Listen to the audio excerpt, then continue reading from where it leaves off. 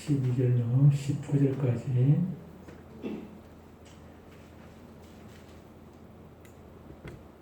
같이 읽습니다. 시작. 그리스도께서 죽은 자 가운데서 다시 살아나셨다 전파되었거늘 너희 중에서 어떤 사람들은 어찌하여 죽은 자 가운데서 부활이 없다 하느냐. 만일 죽은 자의 부활이 없으면 그리스도도 다시 살아나지 못하시리라.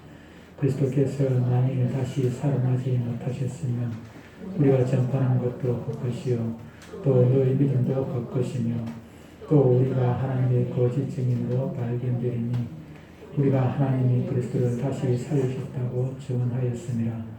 만일 죽은 자가 다시 살아나는 일이 없으면 하나님이 그리스도를 다시 살리지 아니하셨으리라.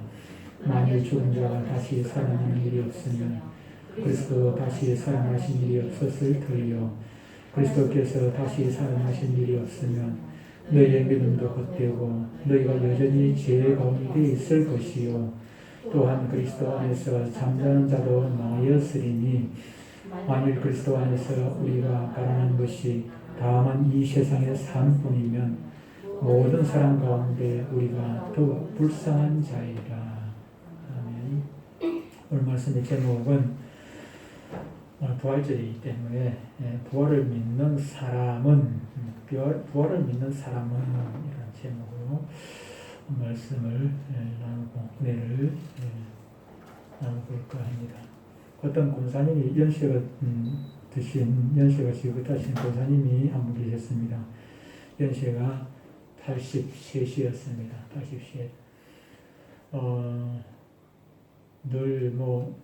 요즘 같으면 80세도 정정한 분들이 많이 있는데, 좀 옛날 이야기입니다. 80세에, 하루는 저녁 늦은 시간에 목욕을 깨끗이 하고 옷을 깨끗이 갈아입고 난 다음에 아들 장모님인데, 장모님 아들을 불렀습니다. 불러가지고,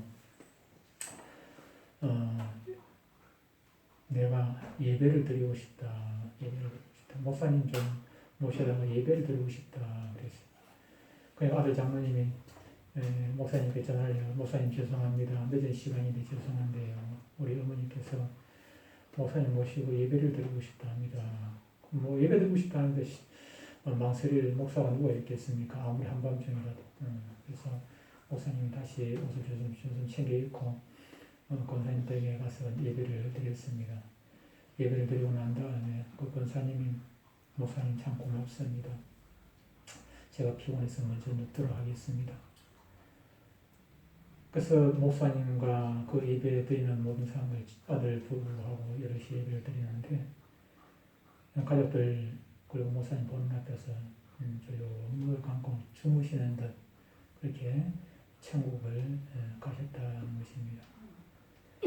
많은 사람들이 죽음 앞에서 두려움을 갖게 됩니다. 우리가 전에 그 박효진 장로님 그 간증을 들어보니까 그 사형수 간증을 좀 들어봤지 않습니까? 그러니까 사형수들이 그 사형 집현장에 갈 때 걸음을 제대로 못 걷는다고요. 걸어가는데 막 소변을 그냥 보고 그냥 계단 올라가는데 아예 혼이 나가버려.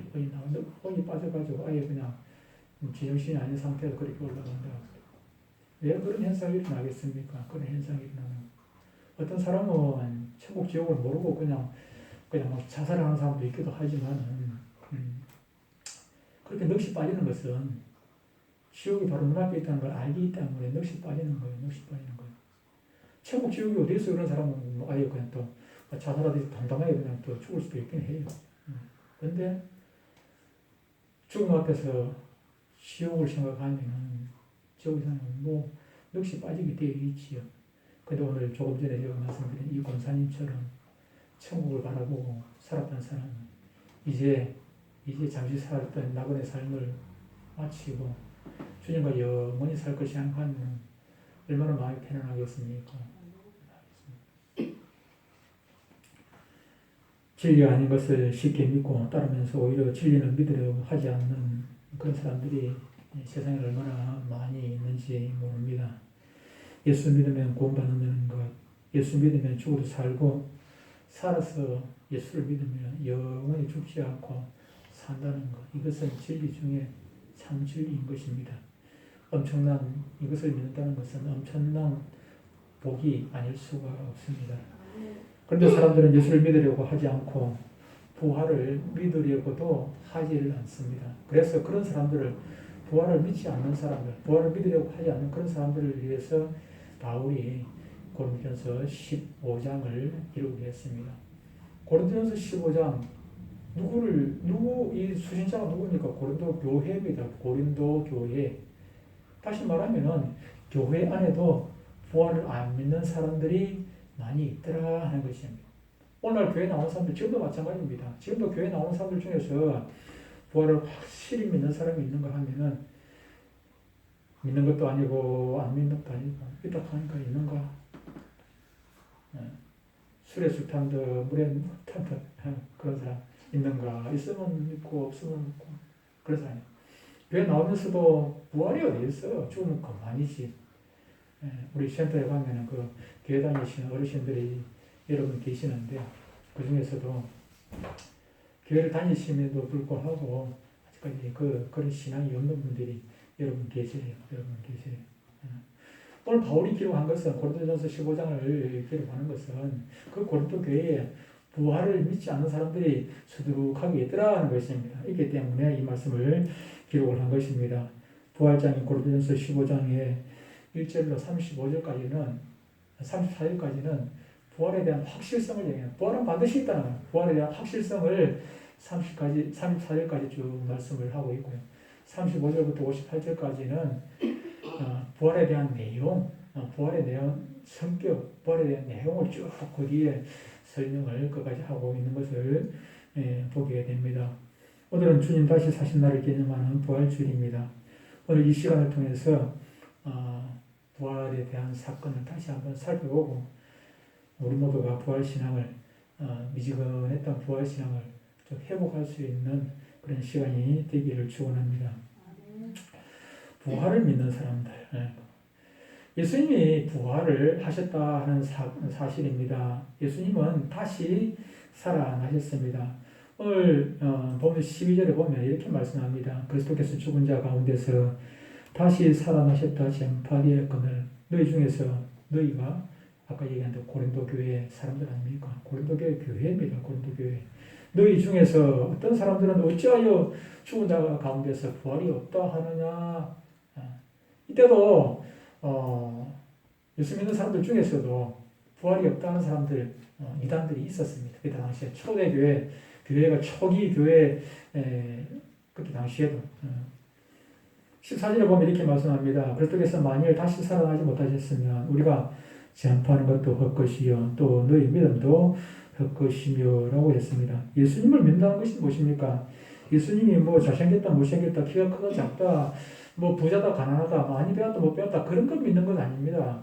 예수님이 하나님의 아들이신 것 그분께서 하나님의 아들이신 그분께서 동정의 몸으로 이 땅에 태어나신 것 이 땅에 태어나신 것 그리고 그분께서 고난받으시고 죽으시고 우리를 위해서 저와 여러분들의 죄를 위해서 고난받으시고 죽으시는 것 그리고 3일 만에 부활하심으로 우리의 구원을 완성한 것 그리고 40일 동안 이 땅에 계시다가 성천하시고 끝난 것이 아니라 다시 우리를 데리러 오실 것 재림하실 것 믿는 것 이걸 다 믿는 것입니다. 그리고 그분과 함께 영원히 살 것, 영원히 사는 것, 그걸 믿는 것, 그분과 함께. 천국에 예수님 없는 천국은 아무런 의미가 없습니다. 아무런 의미가 없어요. 아무런 의미. 어제, 오늘 아침에, 우리 처조카, 결혼하지 않은 51살 된 처조카가 있어요. 51살인데 경찰 지금 경찰 지금 계급이 뭐예요? 무궁화 한경가? 한경가네. 그런데 한경가 중요한 모르겠는데 그런데 그 조카를 생각을 하면서 내가 그런 얘기했어요. 반쪽 삶을 살고 있다고 했어요. 반쪽을. 그렇잖아요. 하나님께서 두 사람을 만나가지고 하나가 되게 됐어요. 그럼 안 만났으면 반쪽입니다. 반쪽이 무슨 얘기가 하면은 천국에 가는데 예수님 없는 천국은 아무런 의미가 없다는 그런 얘기입니다. 그런 얘기입니다. 결혼해라 마라 그런 얘기가 아니고 예수님 없는 천국은 의미가 없죠. 그래서 우리가 믿는 것은 저 천국에서 예수님과 영원히 살 것까지 믿는 거 이게 예수님 믿는 것이지 어느 한 사건 예수님이 오셨다 그것만 믿어가요. 예수님의 탄생을 믿는데 동명 탄생을 믿는데 부활을 믿지 않는다. 그것은 옳은 믿음이 아니고 예수님이 또 부활을 믿긴 하는데 재림을 안 믿는다. 이건 역시도 옳은 믿음이 아닌 것입니다. 예수님이 오심부터 그리고 재림까지 사건까지 그리고 천국에서 영원히 살 것까지 그걸 다 확실하게 믿어야 하는 것입니다. 마가복음 8장 31절에 보면 이렇게 말씀합니다. 인자가 많은 고난을 받고 장로들과 대제사장들과 서기관들에게 버림받아 죽임을 당하고 사흘 만에 살아나야 할 것을 비로소 그들에게 가르치시다고 그렇게 말씀했습니다. 주님은 십자가를 지시기 전에 이미 여러 차례 저희들에게 자신이 죽었다가 다시 살아날 것을 예언을 하셨습니다. 무슨 말인지 저희들이 제대로 이해를 못했죠. 그걸 또 제대로 귀로 들으면서도 제대로 그 뜻을 이해도 하지도 못하고 무슨 말이지 그랬죠. 구약성경 이사야 26장 19절에 보면은 주의 죽은 자들은 살아나고 그들의 시체들은 일어나리이다. 그렇게 예언을 했습니다. 부활의 예언인 것입니다.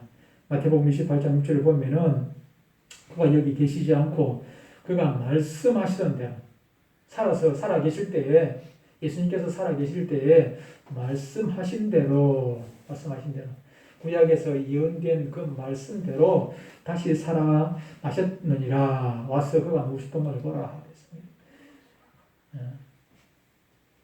고린도서 15장 4절에서는 성경대로 사흘 만에 다시 살아나셨다고 했고 고린도서 15장 5절로 8절에서는 베드로에게 먼저 보이시고 12제자에게 보이시고 그리고 500여 형제들을 그리고 야고보에게도 보이시고 맨 마지막에 만삭되지 못하여 난 자 누굽니까? 바울 자기에게도 마지막에 보이셨다고 바울이 그렇게 고백을 했습니다.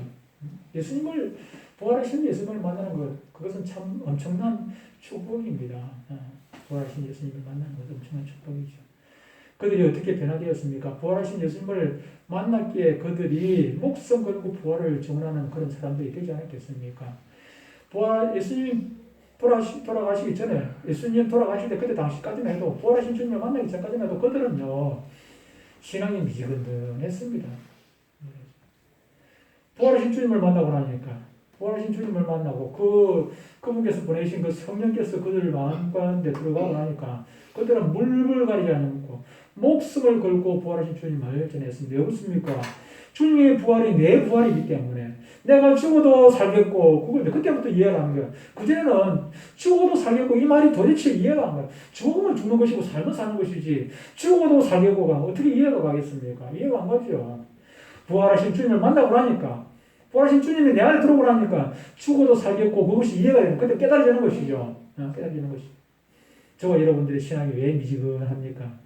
아직까지 죽어도 살겠고 그 의미를 모르니까 그것이 내 가슴에 와닿지 않기 때문에 저와 여러분들 신앙이 미지근한 것입니다. 죽어도 살겠고 그것을 확실히 믿는다면 우리 역시도 베드로처럼 바울처럼 목숨 걸고 부활하신 주님을 전할 수밖에 없어요. 죽어도 살겠고 죽어도 살 것인데 죽는 것이 사는 거예요. 죽는 것이 사는 것. 예수님이 다시 살아나심으로 우리의 속죄가 완성이 되어지고 우리가 의인이 되어서 천국에 들어간다는 그 사실 아니겠습니까? 천국에 들어간다는 사실. 본문 17절에 보면은 그리스도께서 다시 살아나신 일이 없으면 너희의 믿음도 헛되고 우리가 여전히 죄 가운데 있을 것이요. 예수님의 부활이 없었다면 저와 여러분들은 망하는 일입니다. 망한 것입니다. 아직까지 죄 문제를 해결하지 못했기 때문에 망하는 일이죠. 헛것이라는 거죠. 예수님이 다시 살아나심으로 속죄가 완성이 되었을 뿐만 아니라 믿음도 성립이 된다는 것입니다. 이것이 바로 바울 복음의 핵심입니다. 바울이 전한 복음의 핵심이죠. 예수님이 다시 살아나셨다는 진리는 그 어떤 것도 막을 수가 없습니다. 창이, 칼이, 어떤 고난이, 어떤 핍박이 예, 그걸 막을 수가 없어요. 그래 한다 할지도 뭐 세상 속담에 손바닥으로 하늘을 가른다면 아무리 세상 진리가 뭐 어떻고 저쩌고 해도 그걸 진짜를 어떻게 가릴 수가 없지요. 가릴 수가 없는 것입니다. 막을 수가 없습니다. 사도들은 목숨 걸고 이 진리를 자기가 눈으로 목격했기 때문에 체험했기 때문에 지할 수밖에 없었던 것이죠. 예수께서 다시 살아나셨다는 것, 그들이 어떻게 그렇게 목숨 걸고 전했습니까? 오늘 저와 여러분들도 그 삶 체험적으로 그렇게 믿으라고 그들도 그렇게 복음을 전했던 것입니다. 두 번째로 생각할 것은 부활을 믿는 우리도 부활하게 된다 하는 사실입니다. 이 사실 역시 구약의 예언의 사건입니다. 아까 봤습니다만은 이사야 26장 19절에 주의 죽은 자들은 살아나고 그들의 시체들은 일어나리이다. 그들의 시체들은 믿는 그들의 시체들은 일어나리이다. 주님을 믿는 자들은 부활한다는 얘기가 아니겠습니까? 다니엘서 12장 2절에 보면은 이렇게 말씀합니다. 땅의 티끌 가운데서 자는 자 중에 많은 사람이 깨어나 영생을 받는 자도 있겠고 수치를 당하여 영원히 부끄러움을 당할 자도 있을 것이며 라고 했습니다. 이상의 두 구절은 죽은 자들의 부활이 있다는 것과 영생을 얻는 부활과 또 한편으로는 영원히 부끄러움을 당하는 부활도 있다 하는 것을 말씀을 하고 있습니다. 다시 말하면 부활은 예수 믿는 사람이나 예수 안 믿는 사람이나 다 부활하게 됩니다. 예수 안 믿는 사람은 차라리 부활 안 하면은 괜찮겠는데 저들도 부활을 해가지고 영원히 부끄러움을 당할 부활, 영죽을 그 지옥에서 고통 가운데 있는 부활을 말씀을 하고 있는 것입니다. 이 사실을 주님은 요한복음 5장 28절 29절에서 이렇게 말씀했습니다. 이를 놀랍게 여기지 말라. 부활에 대한 것입니다. 놀랍게 여기지 말라. 어둠 속에 있는 자가 다 그의 음성을 들을 때가 오나니 선한 일을 행한 자는 생명의 부활로 악한 일을 행한 자는 심판의 부활로 나오리라. 그렇게 말씀하셨습니다. 여기서 생명의 부활을 얻게 되는 선한 일을 행한 자가 무엇입니까? 선한 일. 선자는 여기서 한글로 우리 한문으로 하면 착한 선자입니다. 착한 일 많이 하면은 우리가 생명의 부활을 얻습니까? 다른 사람 많이 도와주고 선한 일 많이 하면은 그런 일 많이 하면은 구제도 하고 또 대신해서 다른 사람 대신해가지고 고통도 받아주고 그렇게 하면은 생명의 부활로 또 악한 일 도끼라고 싸움질하고 거짓말하고 사기치고 그런 사람들은 지옥 가고 그렇습니까? 성경에서 말하는 악과 선은 단 한 가지입니다. 악과 선. 누가 악입니까?